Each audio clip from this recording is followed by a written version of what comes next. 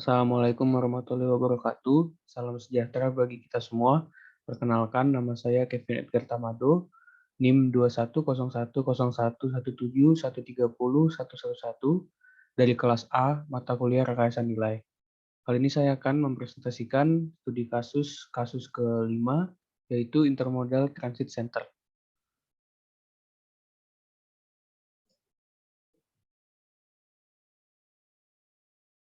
Yang pertama, ringkasan studi kasus ini dibagi menjadi 6 bagian. Yang pertama, latar belakang, tahap informasi, tahap analisis, tahap kreativitas, tahap evaluasi, lalu kesimpulan. Yang pertama, latar belakang. Proyek Intermodal Transit Center berlokasi di Bayfront Boulevard dan Railroad Avenue, Hercules, California, Amerika Serikat. Studi rekayasa nilai atau value engineering dilakukan bertujuan dalam meningkatkan mutu dan kualitas pada proyek Intermodal Transit Center dan disponsori oleh The City of Hercules dan difasilitasi oleh perusahaan teknisi HDR. Tim teknis value engineering dalam menjalankan proyek tersebut dimulai pada tanggal 30 Maret sampai 2 April 2010. Ini adalah peta lokasi dari proyek Intermodal Transit Center. Lalu tujuan dan keberhasilan studi VE. Proyek ini bertujuan sebagai pusat pergantian transportasi atau lebih dikenal dengan TOD atau Transit Oriented Development, sehingga dapat memudahkan akses masyarakat sekitar dalam pergantian antar moda transportasi. Kunci keberhasilan dari program rekayasa nilai pada proyek ini yaitu di mana dapat mencapai cost saving atau penghematan biaya yang merupakan tujuan dan sasaran pada proyek ini. Oleh karena itu, hanya beberapa bagian saja dalam keseluruhan proyek yang bisa dianalisis dengan rekayasa nilai atau value engineering. Selanjutnya, masuk ke tahap informasi. Pada tahap ini dilakukan pencarian data dan informasi sebanyak-banyaknya mengenai desain proyek integrasi transit antar moda di California, Amerika Serikat. Ini adalah tabel dari tim value engineering dari proyek Intermodal Transit Center. Lalu masuk ke penjadwalan tim VE. Ini adalah penjadwalan dari kegiatan VE yang dilakukan. Selanjutnya yaitu data observasi. Perencanaan plaza dan kafe tidak dalam pembahasan VE, termasuk fase 2. Lalu tekanan tanah dan pergerakan tanah pada lokasi proyek, potensi risiko, lalu risiko sinyal jalan rel akan terganggu oleh shoe-fly atau jalan rel sementara pada saat konstruksi. Lalu tidak ada permasalahan dengan drainase, dengan kondisi topografi jalan rel yang memiliki banyak lengkung atau tikungan pada proyek ini, maka potensi risiko yang akan terjadi di jalan rel dapat mengendur. Lalu kebutuhan konektivitas moda transportasi air atau bay trail, lalu kebutuhan rute pengangkutan material atau John Muir Parkway, lalu relokasi pipa gas yang ada di sekitar proyek, kebutuhan akan tempat pembuangan limbah pada proyek, kerangka berpikir yaitu apakah harus membutuhkan turap, perbaikan tanah di setiap segmen proyek, lalu kebutuhan perbaikan tanah atau turap pada jalan akses kereta. Ini adalah gambar kondisi lahan proyek. Yang pertama pada tahun 1990, dan yang di sebelah kanan adalah kondisi existing lahan proyek. Lalu masuk ke tahap analisis fungsi. Dibagi 3, yaitu yang pertama cost model, lalu function analysis, dan yang ketiga diagram FAST. Yang pertama cost model. Cost model berfungsi untuk mengidentifikasi penghematan biaya melalui perbandingan basic cost dan actual cost. Pimpinan dari tim VE menyiapkan suatu model pembiayaan atau cost model dari keseluruhan biaya proyek yang sudah diperkirakan atau diestimasi oleh tim teknis proyek. Dari cost model ini bisa diketahui beberapa persen pembiayaan dari bagian atau segmen pada keseluruhan proyek. Cost model ini bisa menjadi pedoman bagi tim VE untuk menentukan bagian atau segmen mana yang dapat dilakukan value engineering. Ini adalah gambar dari cost model proyek Intermodal Transit Center. Lalu breakdown cost model. Berdasarkan breakdown cost model tersebut dilakukan analisa untuk menemukan batasan item kerja berbiaya tinggi. Berdasarkan breakdown cost model yang di kanan, Terdapat 5 item dengan pekerjaan biaya yang tertinggi, yaitu yang pertama train station, itu dengan biayanya 20,45 juta US dollar, stasiun kereta api, lalu cantilever retaining wall atau cantilever dinding penahan tanah, line railroad atau penyetelan ulang pada jalan rel, dan yang terakhir relocate utilities atau relokasi peralatan dan bait rail. Lalu masuk ke analisis fungsi. Analisis fungsi pada proyek berfungsi untuk mengidentifikasikan fungsi yang tidak perlu dan menganalisa ke dalam perbandingan cost atau cost bagi worth yang menunjukkan tingkat keberadaan biaya yang tidak diperlukan. Lalu diagram FAST. Diagram FAST untuk proyek ini menunjukkan bahwa move people atau pergerakan manusia itu sebagai fungsi dasar dari proyek.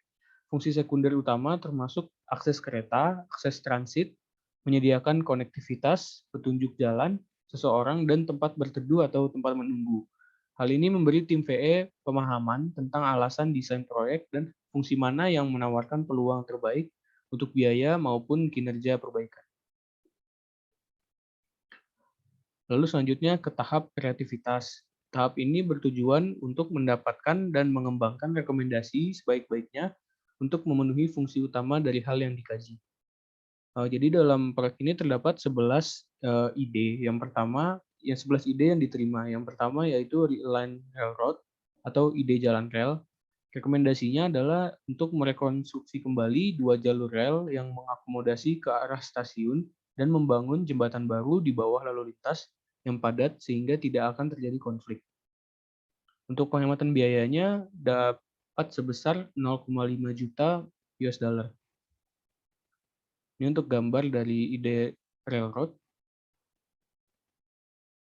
Lalu ide kedua yaitu fill wall atau bagian dalam dari dinding penahan tanah. Rekomendasinya yaitu menggunakan alternatif desain dinding penahan tanah yang sederhana atau simple dalam pelaksanaan konstruksi. Segmental block wall. Life cycle cost-nya dapat dilakukan penghematan biaya sebesar 10,03 juta US dollar. Ini untuk gambar dari ide fill wall. Lalu ide yang ketiga yaitu Center Platform Alternative Structure atau pekerjaan struktur. Rekomendasinya melakukan pengecoran di tempat atau cast in place dengan ketebalan 10 inci. Life cycle cost-nya dapat menghemat sebesar 0,6 juta US dollar. Ini untuk gambar dari idenya. Lalu ide keempat yaitu pekerjaan basement atau bangunan bawah tanah. Rekomendasinya mengurangi panjang dari dinding penahan tanah dan mengurangi pile pada struktur basement, tetapi tetap mempertimbangkan kekuatannya. Untuk life cycle cost-nya dapat dilakukan penghematan biaya sebesar 0,41 juta US dollar, dan ini adalah untuk kalkulasi dari harga-harga yang bisa dikurangkan. Lalu ide kelima, yaitu pekerjaan retaining walls along the promenade atau pekerjaan dinding penahan tanah. Rekomendasinya adalah mengurangi dimensi dari dinding penahan tanah dan kemiringannya sehingga promenade dapat sejajar dengan tempat transit penumpang. Untuk penghematan biayanya dapat dilakukan sebesar 0,04 juta US dollar. Dan ini adalah gambarnya, yang bagian kiri adalah gambar existing dari desain yang sudah ada, dan yang kanan adalah ide atau alternatif yang dibuat oleh tim VE. Dapat dilihat ada tambahan slope dan juga tinggi retaining wall yang diubah dari 18 feet menjadi 15 feet, di elevasi 15 feet. Lalu ide keenam yaitu pedestrian guardrail atau pagar pegangan untuk pejalan kaki. Rekomendasinya adalah mengganti guardrail dari material kaca menjadi material kabel baja. Life cycle cost-nya dapat melakukan penghematan biaya sebesar 0,48 juta US dollar. Ini adalah gambar dari guardrail dari tipe material kabel baja. Selanjutnya, ide ketujuh yaitu wind turbines atau turbin angin. Rekomendasinya mengurangi jumlah tenaga turbin angin yang awalnya berjumlah 12 menjadi 8 tenaga turbin angin. Life cycle cost-nya dapat melakukan penghematan sebesar 0,16 juta US dollar. Lalu yang ke-8 yaitu station building atau bangunan stasiun. Rekomendasinya membuat brace frame atau portal pada bagian bangunan stasiun dengan menggunakan material fabrikasi dari luar site. Untuk life cycle cost-nya penghematan biaya sebesar 0,36 juta US dollar. Ini gambar dari desain yang baru. Lalu ide ke-9 yaitu track guardrail atau pagar penahan besi untuk jalan rel. Rekomendasinya menambahkan fasilitas keamanan seperti guardrail pada rel di stasiun dengan tumpuan yang kuat. Di sini life cycle cost-nya dapat terjadi penambahan biaya sebesar 0,11 juta US dollar. Ini adalah gambar dari guardrail yang baru desain. Ide yang ke-10 yaitu promenade atau park atau taman. Rekomendasinya adalah menggunakan cone block dalam pemilihan perkerasan atau pavement taman. Life cycle cost-nya dapat melakukan penghematan biaya sebesar 0,46 juta US dollar. Dan yang terakhir, yang ke-11 yaitu landscape item atau perlengkapan taman. Rekomendasinya adalah pemilihan tanaman yang biayanya tidak terlalu besar, tapi tetap mempertimbangkan keindahan. Life cycle cost-nya melakukan penghematan biaya sebesar 0,13 juta US dollar. Lalu masuk ke tahap evaluasi. Tahap ini bertujuan untuk mengetahui, menilai dari rekomendasi yang tersedia dengan cara membuat kelebihan dan kekurangan pada setiap jenis pekerjaan yang dilakukan. Yang pertama adalah jenis pekerjaan railroad. Kelebihannya adalah untuk mengurangi konflik lalu lintas yang terjadi, lalu mengurangi fase pembangunan jembatan yang awalnya 3 menjadi 1 fase, lalu dalam pembangunan dinding penahan tanah yang melalui stasiun tetap dapat dilaksanakan dan metode pelaksanaan konstruksinya lebih mudah. Sedangkan kekurangannya yaitu membutuhkan keputusan UPRR dalam pekerjaan railroad, lalu keterbatasan ruang bebas dalam pembangunan stasiun, dan kemungkinan terjadi penjadwalan yang bentrok.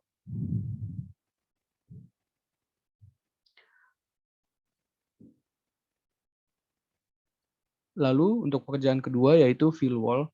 Kelebihannya adalah dapat mengurangi biaya, mengurangi waktu pelaksanaan, lalu metode pelaksanaannya yang mudah, dan mengurangi jumlah file yang digunakan. Sedangkan kerugiannya itu potensi gangguan atau konflik dengan relokasi pipa dan memerlukan peningkatan koordinasi dengan utilitas. Lalu untuk pekerjaan ketiga, yaitu Center Platform Alternative Structure, itu kelebihannya cepat dalam pelaksanaan konstruksi, meningkatkan kualitas pada permukaan beton, dan fleksibel dalam pengecoran, baik secara di tempat maupun precast. Sedangkan kerugiannya memiliki implikasi detail yang rumit di tempat yang miring antar muka struktur dengan jalan dengan batu bata. Lalu akan menambah kerumitan dengan pembersihan jendela. Lalu pekerjaan keempat yaitu retaining walls along the promenade. Keuntungannya mengurangi biaya dan dapat menanam vegetasi pada area promenade. Kerugiannya adalah mengurangi lebar berjalan. Lalu untuk pekerjaan kelima atau pedestrian guardrail, itu kelebihannya adalah mengurangi biaya, lalu mengurangi penggunaan guardrail di berbagai tempat, dan metode pelaksanaannya mudah dan sederhana. Sedangkan kekurangannya itu kurang estetik, terdapat konflik pada kemiringan tanah dan batu bata, dan yang ketiga, biaya pemeliharaannya semakin meningkat. Lalu untuk pekerjaan keenam atau wind turbine, itu kelebihannya mengurangi biaya, dan kekurangannya mengurangi kapasitas energi yang disediakan. Selanjutnya yang ketujuh, station building. Kelebihannya cepat dalam pelaksanaannya dan murah dalam pengelasan, tapi kekurangannya kurang estetik menurut arsitek. Lalu untuk ke-8 atau restraint guardrail, kelebihannya dapat mengurangi resiko terjadinya anjlok pada kereta ketika kereta memasuki stasiun. Dan kekurangannya meningkatkan biaya konstruksi. Lalu untuk pekerjaan ke-9 atau taman, Itu kelebihannya meningkatkan rasa nyaman bagi yang berkunjung dan dapat mengurangi pemeliharaan. Kekurangannya tidak ada. Lalu yang terakhir yaitu basement, itu kelebihannya mengurangi biaya konstruksi dan cepat dalam pelaksanaan, tapi kekurangannya luas lahan akan berkurang dan kehilangan fleksibilitas dan fungsi dari bangunan. Kesimpulannya, proyek ini bertujuan sebagai pusat pergantian transportasi atau lebih dikenal dengan TOD. Tim teknis value engineering menjalankan proyek VE ini dari tanggal 30 Maret sampai 2 April 2010. Lalu kunci keberhasilan dari program rekayasa nilai ini yaitu di mana dapat mencapai cost saving atau penghematan biaya. Dari semua ide yang telah dikemukakan, diperoleh 11 ide yang diterima dan akan dilakukan dengan total nilai saving sebesar 13,06 juta US dollar dari total biaya konstruksi sebesar 63,26 juta US dollar. Sehingga biaya akhir proyek setelah studi VE atau final project cost sebesar 50,21 juta US dollar. Sekian presentasi dari saya. Mohon maaf apabila ada kesalahan penyebutan. Assalamualaikum warahmatullahi wabarakatuh.